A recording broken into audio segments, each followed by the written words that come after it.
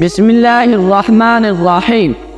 کیا آپ ایک ایسے شخص کے بارے میں جانتے ہیں جو ہزاروں سال پہلے پیدا ہوا تھا، حضرت خضر علیہ السلام، لیکن کیا آج بھی ہمارے درمیان زندہ ہے؟ یہ شخص ہمیں مختلف جگہوں پر نظر آتا ہے اور راستہ دکھاتا ہے۔ یہ ویڈیو دنیا کے پر اسرار ترین شخص کے بارے میں ہے، جس کے بارے میں ہر زمانے کے لوگ تلاش کرتے رہے، جس کا نام حضرت خضر علیہ السلام ہے۔ حضرت خضر علیہ السلام کو ہمیشہ زندہ رہنے کی طاقت کیسے ملی، اس سے متعلق مختلف کہانیاں ہیں۔ ابن عساکر نے اپنی کتاب میں لکھا ہے کہ جب حضرت آدم علیہ السلام کی وفات کا وقت آیا، اس نے اپنے تمام بیٹوں کو جمع کیا اور کہا، اے میرے بیٹے، اللہ زمین والوں پر عذاب نازل کرنے والا ہے، پس میرے مرنے کے بعد میری لاش کو غار میں رکھو یہاں تک کہ مجھے سکون ملے، پھر میری لاش کو ملک شام میں دفن کر دینا۔ ان کی وفات کے بعد حضرت آدم علیہ السلام کا جسم مبارک ان کے بیٹوں کے پاس رہا۔ جب اللہ تعالیٰ نے حضرت نوح علیہ السلام کو بھیجا، اس نے حضرت آدم علیہ السلام کے جسم کو اس وقت رکھا جب اللہ تعالیٰ نے زمین پر طوفان بھیجا اور ساری زمین ایک زمانے کے لیے ڈوب گئی۔ طوفان ختم ہونے کے بعد حضرت نوح علیہ السلام بابل کے شہر میں ٹھہرے اور اپنے تینوں بیٹوں شام، حام اور یافس کو وصیت کی۔ حضرت آدم علیہ السلام کے جسد مبارک کو غار سے نکال کر شام میں دفن کرنا، جہاں آپ نے وصیت کی تھی۔ تو ان بیٹوں نے کہا کہ یہ زمین خوفناک ہے اور اس زمین سے کوئی واقف نہیں اور وہاں کا راستہ نہیں جانتا۔ حضرت نوح علیہ السلام نے فرمایا کہ حضرت آدم علیہ السلام نے اس شخص کے لیے دعا کی جو اس کی لاش کو دفن کرے گا، وہ قیامت تک زندہ رہے گا۔ پھر آپ کا جسم مبارک اسی طرح رہا یہاں تک کہ حضرت آدم علیہ السلام کی اولاد میں سے ایک، جس کا نام خضر تھا، آپ کے جسم مبارک کو دفن کیا۔ اللہ تعالیٰ نے حضرت آدم علیہ السلام کی دعا قبول فرمائی تو حضرت خضر علیہ السلام جب تک اللہ چاہے گا زندہ رہیں گے۔ خضر علیہ السلام کی کنیت ابو العباس اور نام بریہ تھا۔ آپ کے والد کا نام ملکان تھا۔ خضر علیہ السلام کی یہ خصوصیت تھی کہ وہ جہاں بھی بیٹھتے تھے اس کی برکت سے ہری گھاس اگتی تھی، اس لیے لوگوں نے اسے خضر کہا، جس کا مطلب سبز چیز ہے۔ ایک روایت کے مطابق وہ ذوالقرنین کے چچا زاد بھائی تھے۔ وہ اللہ کے نیک بادشاہ تھے جنہیں زمین کے ایک بڑے حصے پر حکومت دی گئی تھی۔ حضرت خضر علیہ السلام ذوالقرنین کے وزیر تھے۔ بعض کتابوں میں خضر کی طویل عمر اور موت کی وجہ یہ بھی لکھی ہے کہ آپ نے آب حیات نامی تالاب سے پانی پیا۔ آب حیات کے بارے میں کہا جاتا ہے کہ جو اسے پیے یا اس میں نہائے وہ کبھی نہیں مرے گا۔ تورات میں خدا نے زندگی کے پانی کا اس طرح ذکر کیا ہے، پھر اس نے مجھے زندگی کے پانی کا ایک دریا دکھایا جو کرسٹل کی طرح چمکتا تھا، جو خدا کے عرش سے بہتا تھا۔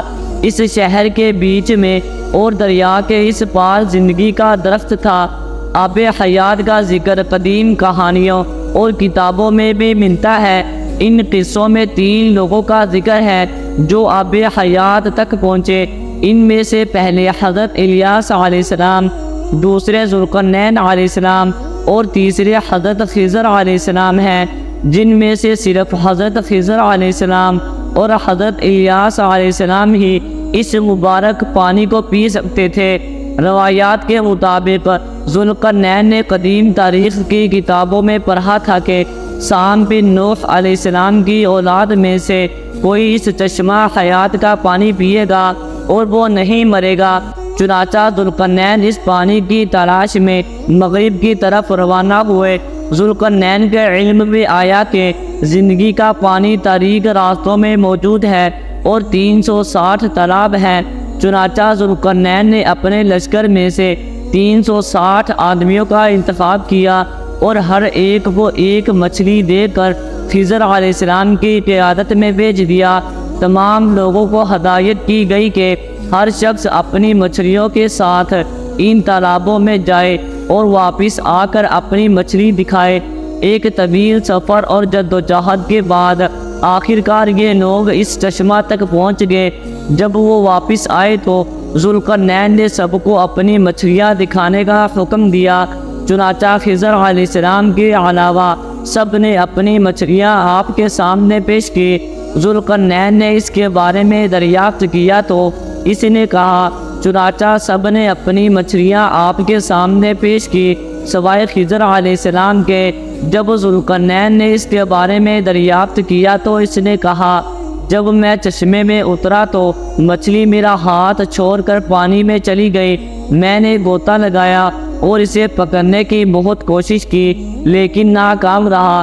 ذوالقرنین نے کہا کہ پانی آپ کا مقدر تھا۔ زندگی کے پانی میں غوطہ لگانے اور اس پانی کو پینے کی برکت سے خضر علیہ السلام ہمیشہ زندہ رہیں گے اور آپ کو کبھی موت نہیں آئے گی۔ حضرت خضر علیہ السلام کی حضرت موسیٰ علیہ السلام سے ملاقات کا ذکر قرآن کریم میں بھی موجود ہے، جس کے مطابق خضر علیہ السلام کو الہامی علم عطا کیا گیا تھا جسے لادنی کا علم کہتے ہیں۔ اس علم کو سیکھنے کے لیے حضرت موسیٰ علیہ السلام خضر علیہ السلام کے پاس آئے اور ان سے درخواست کی کہ اللہ تعالیٰ نے جو علم انہیں دیا ہے اسے سکھا دیں، لیکن حضرت موسیٰ علیہ السلام کی جلد بازی اور صبر کی کمی کی وجہ سے خضر علیہ السلام اس علم کو مکمل طور پر حضرت موسیٰ علیہ السلام سے نہ سیکھ سکے۔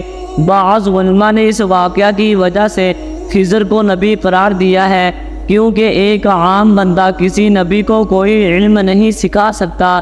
وہ علم لدنی جو خضر کو دیا گیا تھا، اس کے ذریعہ آپ مصیبت زدہ لوگوں کی مدد کرتے ہیں اور گمراہوں کی رہنمائی کرتے ہیں۔ لوگوں میں یہ بات بھی مشہور ہے کہ آپ راہ بھٹکنے والوں کو راستہ دکھاتے ہیں۔ اگر اللہ کا کوئی نیک بندہ مشکل میں گم ہو جائے، چنانچہ اس وقت خضر علیہ السلام اس کی مدد کے لیے پہنچے۔ روایات کے مطابق حضرت الیاس علیہ السلام کا کام سمندر میں لوگوں کی رہنمائی کرنا ہے اور خضر علیہ السلام خشکی پر لوگوں کی رہنمائی کرتے ہیں۔ بعض روایات کے مطابق خضر علیہ السلام نے بھی رسول اللہ صلی اللہ علیہ وسلم کے ہاتھ پر بیعت کی اور آپ صلی اللہ علیہ وسلم سے ملاقات کے لیے مدینہ آیا کرتے تھے۔ اس کے علاوہ حضرت خضر علیہ السلام کی عمر بن عبد العزیز سے ملاقات بھی ثابت ہے۔ صحیح مسلم کی ایک حدیث کے مطابق جب دجال مدینہ کے قریب کسی مقام پر پہنچے گا تو مدینہ سے ایک شخص اس کے مقابلے کے لیے نکلے گا۔ اس وقت سب سے اچھا شخص کون ہوگا؟ وہ خضر علیہ السلام ہوگا۔ خضر اور حضرت الیاس علیہ السلام دونوں زندہ ہیں اور ہر سال حج کے موقع پر ملتے ہیں۔ خضر علیہ السلام صوفیہ کی نظر میں بھی بہت بلند ہے، جو خضر کو اپنا پیشوا مانتی ہیں۔ بعض صوفیوں سے ان کی ملاقات بھی ثابت ہے۔ بعض علماء نے لکھا ہے کہ خضر نے انہیں کئی سالوں تک دینی علم سکھایا۔ صوفی انہیں خواجہ خضر کہتے ہیں۔ امید ہے کہ آپ کو ویڈیو اچھی لگی ہوگی۔ ویڈیو اچھی لگی ہے تو ویڈیو کو لائک ضرور کر دیں اور چینل کو بھی سبسکرائب کر دیں تاکہ اس طرح کی انفارمیٹیو ویڈیوز آپ کے پاس بر وقت پہنچتی رہیں۔ شکریہ۔